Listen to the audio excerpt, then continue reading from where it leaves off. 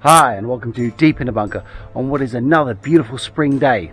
With no rain forecast for a couple more days, it is the perfect excuse for me to get out in the garden and tackle my pear tree's leaf rust. European pear rust requires both the pear tree and the juniper bush tree, whatever, to complete its life cycle.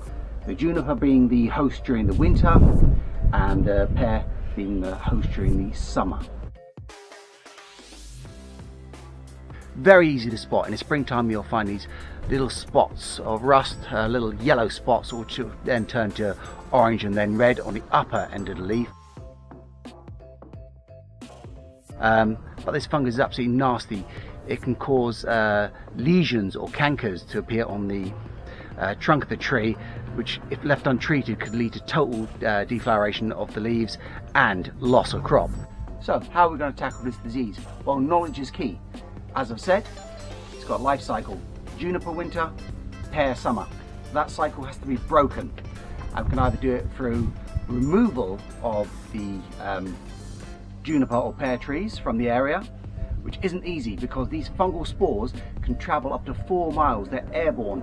So once the fungal spores burst from the lower part of the pear tree, they'll travel on the wind up to 4 miles to get that juniper to get its life cycle of winter. We could try pruning. So as soon as your leaves on a pear tree start showing any signs of infection, prune them off and burn them. Never ever use them for mulching or compost or anything like that, because the spores will then go into the ground, and the second you use that, they'll come out in the springtime again and once again reinfect your tree. And also say that removal of the pear tree or the juniper is quite hard, because like I say, you've got to find that 4 mile radius, you've got to find juniper. I really don't think your neighbours are going to appreciate you coming into their gardens and ripping up their tree and burning it. Which leads us down the route of treating with chemicals. Now, there currently aren't any chemicals on the market today that you can legally buy. So what I did here earlier on the year was make up my own. This is a copper fungicide spray. It's quite simply equal amounts of lime and copper sulfate mixed with water in there, and I've used it already this year to treat one of my other pear trees very effectively because it had a nasty trailer canker down the branches and on the trunk. So scraping out that and adding the spray really was effective. Only a couple of applications was required. I did it during January. Video will be posted at the end of this one, so do check it out. It's a very effective treatment, yeah.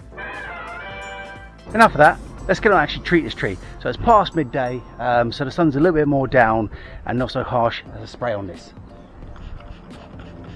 Liberally over the tree, making sure to get both sides of the bush. Also, I have to make it absolutely clear, I waited until the tree has finished blossoming because I didn't want any bees to come in contact with this nasty chemical. There's a reason why it's banned by the European Union, and it is because of the bees, and we've got to be kind to the bees because without them there's no life on this planet.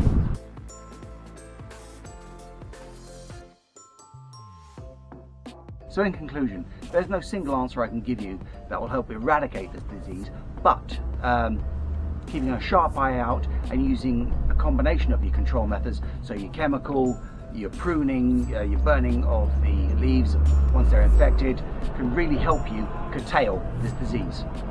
So, I hope you enjoyed watching this video. It's been Deep in the Bunker. Take care, stay safe, stay sane.